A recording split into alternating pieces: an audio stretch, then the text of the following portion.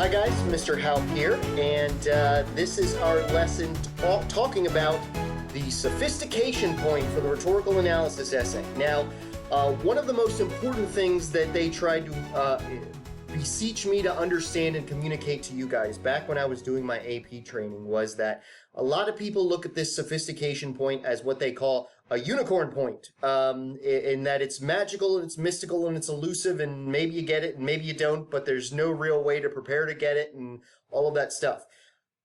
The point that they were making was that is not true, okay? I fully believe that each and every one of you is capable of making deliberate decisions to get that sophistication point. It's not just an added bonus for the best of the best that maybe happens and maybe doesn't. It's something that you can make a determined effort to try to achieve. And my hope is that looking at some of these big key components of this will help to motivate you to not only think that you can get it, but also to take the necessary steps to get it. And on the one hand, and you certainly know this from the times that we've spent in the past grading sample essays and benchmarking them and whatnot, you certainly know that, well, it's a very fine and tricky line to understand the difference between a sophisticated essay and an unsophisticated essay. That's certainly true. However, there are certainly ways that we can put our best foot forward in a way that increases the likelihood that we will get that sophistication point.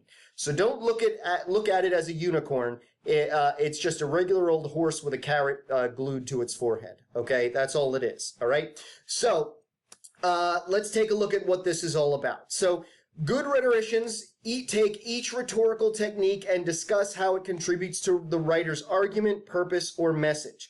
Okay, so think about this and what this is trying to communicate to us. It's trying to say, yeah, remember, you're going to find a lot of rhetorical techniques in that text, but then you're going to make sure that as you're offering commentary on those rhetorical techniques, you specifically connect them back to elements of the rhetorical situation. That's what writer's argument, purpose, message are among the other things in our campso mnemonic, okay? So remember that. You're not just offering commentary on the rhetorical technique, but you're offering commentary on how that rhetorical technique accomplishes elements of the rhetorical situation. That's one of those key things that you can be making sure that you do in order to earn that sophistication point when the time comes, okay? Sophisticated rhetoricians, now this is taking it a step further, discuss the relationship of these multiple rhetorical features both with each other and the overall rhetorical situation. So notice that's A is just what good rhetoricians do. Now we're taking it even further and saying the most advanced, the most sophisticated of the sophisticated are going to show us how those rhetorical techniques operate together, or how they're intertwined, how they complement each other, or perhaps if it's a text that you don't think is rhetorically satisfactory, how they contradict each other and don't help each other out, okay? So you're sort of, instead of taking a look at that analysis and looking at all of the individual pieces separately, now it's sort of uniting them into a common theme and finding ways in which they're interconnected. So yeah, that's A is what a good rhetorician is going to do, but B is what the most sophisticated rhetoricians are going to do. And so that's what you want to try and do. Okay, yeah, sure, connect it back to the writer's argument, purpose, or message, but also connect them to each other. That's a big deal, okay? Some questions that you can be answering in the scope of that rhetorical analysis. How do individual rhetorical techniques create and alter other rhetorical techniques? You'll see how this sort of piggybacks off of what we were just talking about in B there, okay? How do they create or alter the other rhetorical techniques, change them, present the opportunity for them to exist, okay? Intensify the effect of them. To what degree does this serve or not serve the rhetorical situation? Again, that's what you're doing up there in A. You're commenting on how those rhetorical techniques contribute to the rhetorical situation, but now you're talking about how the interaction of rhetorical techniques contributes to the rhetorical situation. And that's sort of, now we're getting into unicorn territory in this case, all right? So a way to sort of think about this and how to sort of fabricate this in your mind, start by considering the audience. Taking a closer look at the relationship between writer and audience is likely to lead you to an analysis of the complex relationship between the rhetorical situation and the writer's purpose. This is remembering back to that triangle, the rhetorical triangle, which has writer and author and writer and subject and audience in the three corners, and asking yourself, how do they all interact with each other? Well, the reason it's a triangle is because every corner is interacting with every other corner. And so that's a great way to earn that sophistication point, getting into the nitty-gritty of how writer is influenced by both audience and subject. Talking about how subject is influenced by both author and audience, and so on and so forth, okay? So again, it's really in a very complex and intense way, starting to take a look at how all of those elements work together and inform and relate to one another, okay?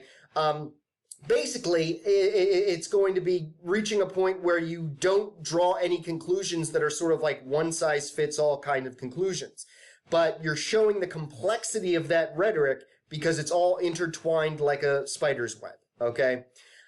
Sophisticated rhetorical analysis essays will consistently draw conclusions between rhetorical strategies of a text and rhetorical situation. I've already said that because of my other explanations on this stuff, that you get the point. That's what they're going to do, of course.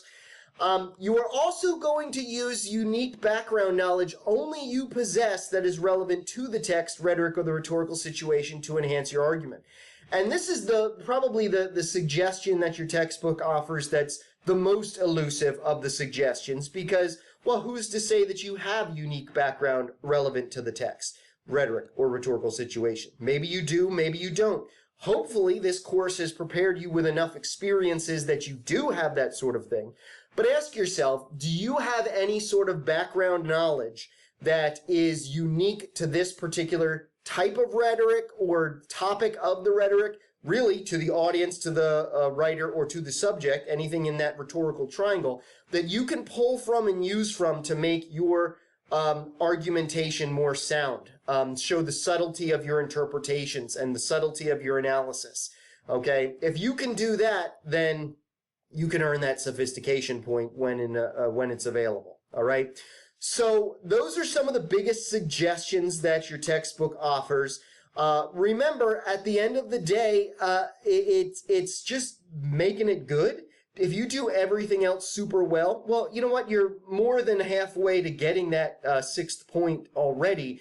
It's just a matter of making sure that you've got a lot of complexity in there, making sure that you're showing about the entangling of different rhetorical techniques as opposed to just looking at them each individually on their own, and making sure, of course, that you're connecting each and every one of those rhetorical techniques and the relationship between the rhetorical techniques back to that rhetorical situation, okay? So as I said to you, I believe wholeheartedly that each and every one of you is fully capable of preparing for and planning for getting that sophistication point. You just need to make sure that you're thinking about these kinds of things when you start writing. So, as always, if you have any questions or concerns, please feel free to bring them to class the next time I see you, and I will see you shortly, guys.